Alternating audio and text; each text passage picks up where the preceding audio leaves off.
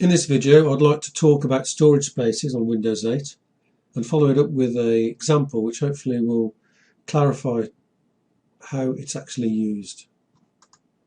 Now, what are the requirements? Well, we need to have at least one spare unformatted disk to use this feature. The disk or disks we use can be either internal or external, or you can have a mixture of both.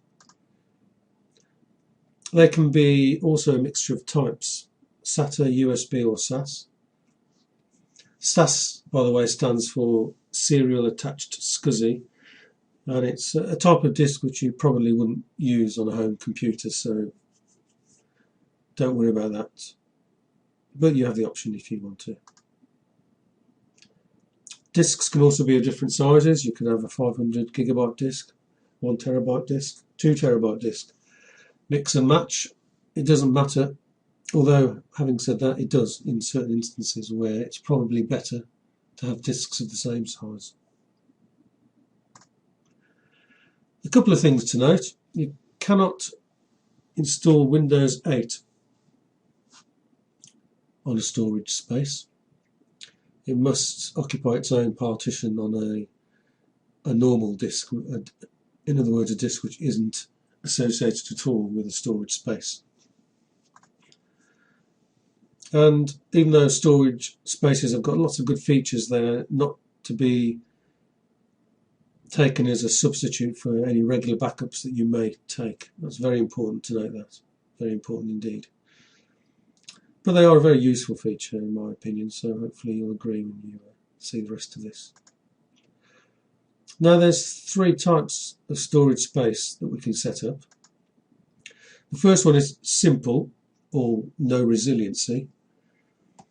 And this creates just one copy of your data, which is similar if you just had a normal fixed hard disk. In the case of a normal hard disk, if that disk failed, you potentially will lose the data stored on that disk. And in the same way, if a simple storage space failed, the result could well be the same. Hence the previous slide and making sure you do regular backups. Now the next option is a mirrored storage space. You have 2 options here. You can have a 2-way or 3-way. What that basically means is 2-way gives you 2 copies of your data, 3-way gives you 3 copies, and this also equates to your physical disks. So if you wanted to do a 2-way mirror, you'd need 2 physical disks, and in the same way, if you wanted to do 3-way mirror, you need 3 physical disks. Now, this will help us because if we actually do now lose a physical disk, we still have another copy of our data which we can work on until we get that disk fixed or replaced. Again, still no substitute for backups. It's very important to keep that in mind. I can't stress that enough. The last type of storage space is parity.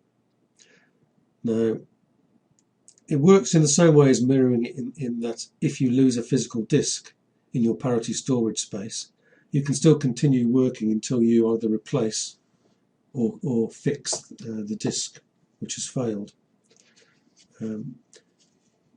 It only really stores one copy of the data, so in that way it's not like mirroring, but it allows you to recover from a hard disk failure. That's the most important thing to remember. If you need to find out more about parity, I'm sure there's plenty of websites you could go to look for that. Now here's just a worked example which hopefully will just demonstrate to you how it all works and fits together. Now we haven't really mentioned a storage pool yet, but before we create storage spaces we need to actually set up a pool of physical disks. A pool from which we can grab gigabytes of data from to allocate to our storage spaces. So the first thing we do is create a pool. We can give it any name we like. In this case I've just boringly called it my storage pool. Now let's add some physical disks to that pool. So we've got a couple of 500 gigabyte disks we want to add to that pool, and rummaging through our drawer, we find an old 250 gigabyte disk that we're not really using, so we decide to add that as well. So we now have a storage pool available with a total of 1250 gigabytes of space. That's a good start. Now we're ready to start allocating our storage spaces.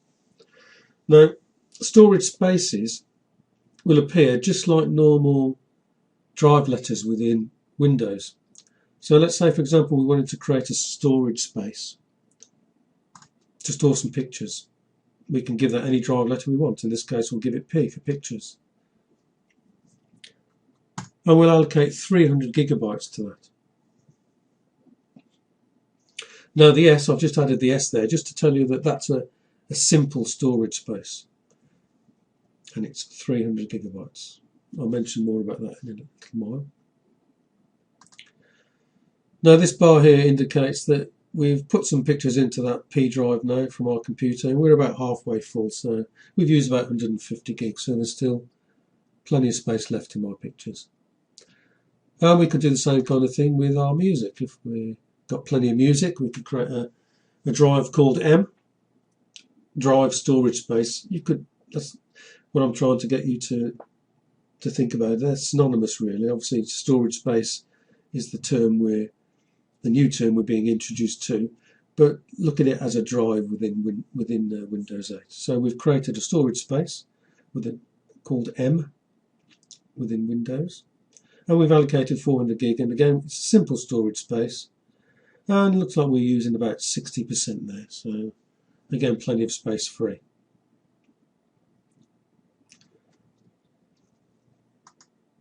And you can see there now that the storage pool space has gone down to 550 gigabytes left. Now, we go out to a few concerts, we download a bit more music, and before we know it, we're almost used up all of our 400 gigabytes. And we need to do something about that. Well, with storage spaces, it's so easy, just a few clicks, and we can increase that. So let's say we want to increase it to 800 gigabytes. We can do that quite easily. 800 gig, bring it back down to less than 50% full. And now our storage pool space is down to 150 gigabytes left. Now, we go on a few really nice long holidays and go to a few weddings, and we take a lot of pictures, and yep, it's not long before we start filling that up. So what can we do? Yep, we can just allocate the rest of that 150 gigabytes to my pictures. And there we go. So both my pictures and my music now are back to having plenty of space available, and we can continue to use those, no problem whatsoever. But you can see we've created a bit of an issue with the storage pool now. We have no space left whatsoever up there. As I said, this doesn't affect the P and the M drives. If we just added little bits of data to those drives over the next 3, 4, 5, 6, 7 months, we could carry on. Wouldn't bother us at all. The only thing we can't do now is allocate more space to those drives. So we need to prepare for that. So just in case that happens again in the future, and we go to more holidays and more weddings and more concerts, let's add another terabyte disk. So now our storage pool now is back to having a great 1 terabyte free, and we're now ready for the scenario of either my pictures or my music being full. And of course this also gives us now the facility to add additional storage spaces. We could add as many as we want. I'm only guessing, but I suspect we're only limited to the drive letters. So I suppose we could add 20 on drives if we want.